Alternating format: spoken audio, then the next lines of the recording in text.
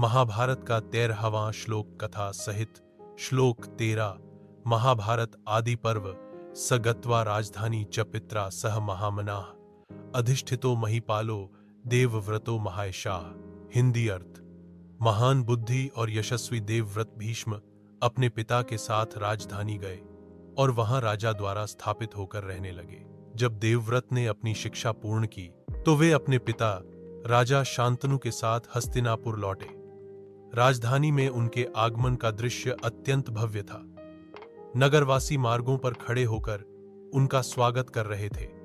पुष्प वृष्टि हो रही थी और शंख नाद से वातावरण गूंज रहा था।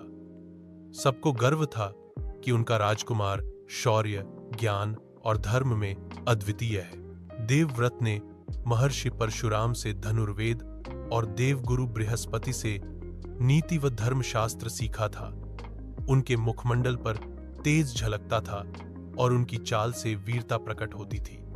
दरबार में राजा शांतनु ने घोषणा की, यह मेरा पुत्र ही नहीं बल्कि हस्तिनापुर का भविष्य है।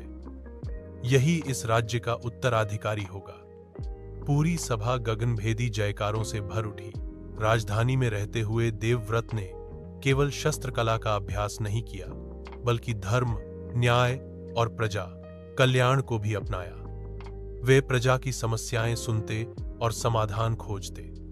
लोगों ने उन्हें देवव्रत से बढ़कर भविष्य का धर्मराज कहना शुरू कर दिया। यह श्लोक हमें यह संदेश देता है कि सच्चा राजकुमार केवल वंश के कारण योग्य नहीं होता बल्कि अपने गुणों, धर्म और प्रजा के प्रति करुणा से महान कहलाता है।